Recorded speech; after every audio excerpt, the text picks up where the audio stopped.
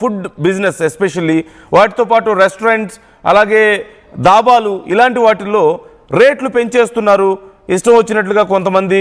మరికొన్ని చోట్ల టైంకి ఫుడ్ అందని పరిస్థితి, హాస్టల్స్ లాంటి చోట్ల మనం చూస్తున్నాం.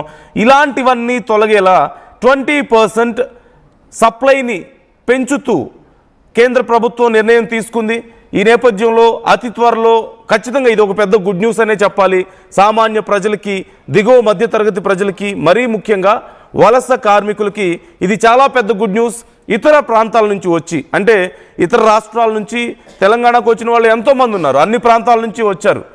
మనం చూస్తూనే ఉన్నాం. ముఖ్యంగా బీహార్, యూపీ లాంటి ప్రాంతాల నుంచి ఇక్కడికి వచ్చి, హైదరాబాద్ వచ్చి ఇక్కడ ఏదో ఒక పని చేసుకుంటూ ఉంటారు. వాళ్ళకి లోకల్గా అడ్రస్ ప్రూఫ్లు ఉండవు. దీనివల్ల గ్యాస్ సిలిండర్స్ని వాళ్ళు బుక్ చేసుకోలేరు. కాబట్టి చాలామంది చిన్న చిన్న సిలిండర్స్ని ఉపయోగిస్తూ ఉంటారు, 5 కేజీల సిలిండర్స్ని. అవి కాదు అనుకుంటే కొంతమంది బ్లాక్లో కొనుక్కుంటూ ఉంటారు, ఎక్కువ రేటు పెట్టైనా సరే. సో వాళ్ళకి ఇబ్బంది లేకుండా ఈ చిన్న సైజు 5 కేజీల సిలిండర్స్ని ఫ్రీగా ఇచ్చేందుకు కేంద్రం నిర్ణయం తీసుకుంది. అయితే ఇంకా విధి విధానాలు రావాల్సి ఉంది. ఫ్రీగా అంటే ఎలా ఇస్తారు? మళ్ళీ ఇది మరొక పెద్ద సమస్య కాకూడదు. అంటే ఈ ఫ్రీగా ఇస్తున్నారు కదా అని చెప్పి ఇష్టం వచ్చినట్లుగా తీసుకోవడానికి అవకాశం లేకుండా విధి విధానాలను ఇంకా కేంద్రం పూర్తి స్థాయిలో రిలీజ్ చేయాల్సి ఉంది. At the same time 20% gas సప్లైని కేంద్రం పెంచేందుకు నిర్ణయం తీసుకున్నట్లుగా తెలుస్తోంది. దానివల్ల ఇప్పటికే సప్లై ఉన్నటువంటి దానికంటే 20% ఎక్కువ, అంటే ప్రతి 100 సిలిండర్లకి మరొక 20 సిలిండర్లు, అంటే 100 సిలిండర్స్ వచ్చే ప్రాంతంలో 120 సిలిండర్స్ని అందుబాటులో పెడతారు.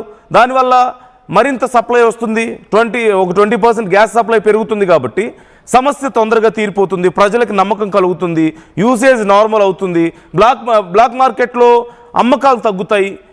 సో ప్రజలకి ఇది ఖచ్చితంగా ఉపయోగపడుతుంది. ఎక్కువ రోజులు వెయిట్ చేయాల్సిన పని ఉండదు.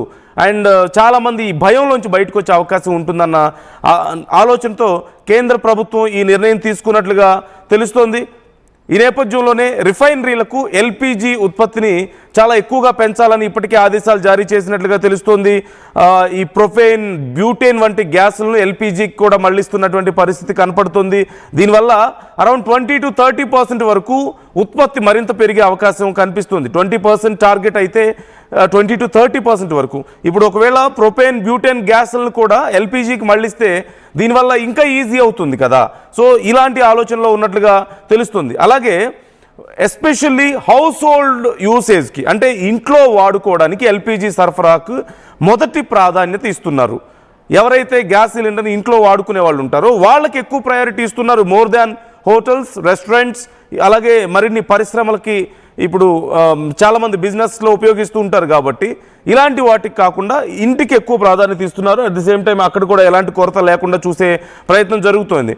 మరోవైపు హాస్పిటల్స్, స్కూల్స్ వంటి చాలా ఎమర్జెన్సీ కండిషన్స్ ఉండేటువంటి ప్రాంతాలకి ఇంకా ఎక్కువ ప్రాధాన్యత ఇస్తున్నట్లుగా తెలుస్తుంది. అలాగే ఇప్పుడు పరిశ్రమలకి కూడా ఒక పరిమితమైనటువంటి సరఫరా చేయాలి. అంటే మొదట్లో మనం చూసాం, మొన్న ఈ స్కేర్సిటీని తగ్గించడం కోసం, ఈ కొరతను తగ్గించడం కోసం పరిశ్రమలకి ప్రయారిటీని తగ్గించేశారు. పరిశ్రమలకి ఎల్పిజిని ఆపాలని చెప్పి కేంద్రం నిర్ణయం తీసుకోవడం మనం చూసాం ఒక వారం రోజుల క్రితం. At the same time PNG ఉన్న వాళ్ళకి, న్యాచురల్ గ్యాస్ సప్లై ఉన్న వాళ్ళకి, పైప్ లైన్ గ్యాస్ ఉన్న వాళ్ళకి ఎల్పిజి తిరిగి ఇచ్చేయాలని, వాళ్ళ కనెక్షన్స్ కట్ చేయాలని కేంద్రం చెప్పడాన్ని మనం చూసాం. ఈ నేపథ్యంలో మళ్ళీ వాళ్ళకి సమస్య రాకుండా ఉండేందుకు, ముఖ్యంగా పరిశ్రమలకి సమస్య రాకుండా ఉండడానికి కోసం అని చెప్పేసి కేంద్రం వాళ్ళకు కూడా కొంత ప్రయారిటీ ఇస్తున్నట్లుగా కనపడుతోంది. మరోవైపు రాష్ట్రాలకి అదనంగా 10 to 20% ఎల్పిజిని కేటాయించాలి. ఇప్పుడు కేంద్రం పరిధిలో ఉంటుంది కాబట్టి పూర్తిగా గ్యాస్ సప్లై అంతా కూడా రాష్ట్రాలకు ఇచ్చేటువంటి ఈ ఎల్పిజిని అరౌండ్ 10 to 20% ఎక్కువగా ఇవ్వాలని చెప్పేసి కేంద్రం నిర్ణయం తీసుకున్నట్లుగా తెలుస్తోంది. కొన్ని ప్రాంతాల్లో ఈవెన్ 50%కి కూడా పెంచే ఆలోచన ఉన్నట్లుగా తెలుస్తుంది. అట్ ది సేమ్ టైం ఈ మొత్తం అంతా కూడా ప్రయారిటీ సిస్టంలో అమలు చేస్తున్నారు. అంటే ఏ రంగాలకి ఎంత ఇస్తే ఇప్పుడు ఇమీడియట్ రిలీఫ్ దొరుకుతుంది అనే కోణంలో ఆలోచిస్తున్నారు.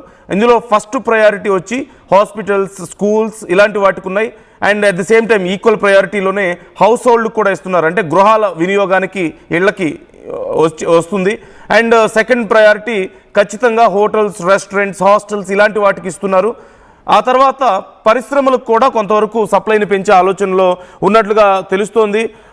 ఈ నేపథ్యంలో ఆల్మోస్ట్ భారతదేశం, మనందరికీ తెలిసిందే, ఈ ఇరాన్ గల్ఫ్ దేశాల మీద తీవ్రమైనటువంటి దాడులు చేస్తున్న నేపథ్యంలో గ్యాస్ సప్లై బాగా తగ్గిపోయినటువంటి పరిస్థితి. ఈ నేపథ్యంలో ఆల్మోస్ట్ 60% వరకు భారతదేశం దిగుమతుల మీద ఆధారపడుతూ వస్తుంది. పిఎన్జి కానీ, ఎల్పిజి కానీ, ఎల్ఎన్జి కానీ, ఇవన్నీ కూడా. ఈ నేపథ్యంలో వీటి కొనుగోళ్లు పెంచాలి, మార్కెట్లో స్కేర్సిటీని తగ్గించాలి, కొరతను తగ్గించాలి, మార్కెట్లో ఉన్నటువంటి భయాన్ని పోగొట్టాలి అన్న ఉద్దేశంతో కేంద్రం ఈ నిర్ణయాలు తీసుకున్నట్లుగా తెలుస్తోంది. మరోవైపు పిఎన్జి యూసేజ్ని కూడా పెంచే ఆలోచనలో ఉన్నట్లుగా తెలుస్తుంది. అంటే ఈ వార్ ఎప్పటికి ముగుస్తుంది, ముందు మళ్ళీ ఈ స్కేర్సిటీ లేకుండా ఫ్యూచర్లో ఒకవేళ మళ్ళీ ఇలాంటి ఉద్రిక్త పరిస్థితులు వచ్చినా సరే ఇలాంటి ప్రాబ్లమ్స్ లేకుండా ఉండడం కోసం ఈ పైప్ గ్యాస్ ఉంటుంది కదా, ఈ పైప్ గ్యాస్ని సప్లైని అంటే అవైలబిలిటీని మరింత పెంచాలి అన్న ఆలోచనలో ఉన్నట్లుగా కూడా తెలుస్తుంది. దీని మీద కొంతవరకు ఎల్పిజి మీద డిపెండ్ అయ్యే వాళ్ళ సమస్య తగ్గుతుంది అన్న ఆలోచనలో ఉంది. అలాగే మార్కెట్లో ఇప్పుడు చాలా పెద్ద ఎత్తున ఒక షిఫ్టింగ్ మనం చూసాం. గ్యాస్ సిలిండర్స్ దొరకపోవడంతో అందరూ ఒక్కసారిగా ఇండక్షన్ వైపు వెళ్ళిపోయారు. కాబట్టి ఈ ఇండక్షన్ స్టవ్స్కి సంబంధించి కొంత కొరత ఏర్పడడం, చాలామంది ఇష్టం వచ్చినట్లుగా రేట్లు పెంచుతున్న నేపథ్యంలో వీటికి సంబంధించి కూడా ఇప్పుడు కేంద్రం పరిశీలిస్తున్నట్లుగా తెలుస్తుంది. ఎలా దీన్ని మానిటర్ చేయాలి అనే దానికి సంబంధించి కూడా పెంచుతున్నట్లుగా తెలుస్తుంది. అట్ ది సేమ్ టైం మనందరికీ తెలుసు ఎల్పిజి బుకింగ్ గడువుని 21 to 25 డేస్కి పెంచారు. ఇప్పుడు ఈ విషయంలో కూడా కొంత తగ్గించే ప్రయత్నం చేస్తున్నట్లుగా తెలుస్తుంది. దీనికి సంబంధించి ఇంకా ఎగ్జాక్ట్ ఇన్ఫర్మేషన్ రావాల్సి ఉంది, ఎంత టైంని సెట్ చేస్తారు అనేది. అండ్ వెరీ మేజర్ ఫోకస్ కేంద్రం ఇప్పుడు బ్లాక్ మార్కెట్ మీద చేయబోతుంది. బ్లాక్ మార్కెట్లో చాలామంది గ్యాస్ సిలిండర్స్ని స్టోర్ చేసుకొని పెట్టుకొని, even including some politicians are involved in this. So ఒక మాఫియా లాగా తయారైంది ఇలాంటి స్కేర్సిటీని. మొన్న ఈ మధ్య కాలంలో వచ్చినటువంటి స్కేర్సిటీ రియాలిటీలో ఒక 5%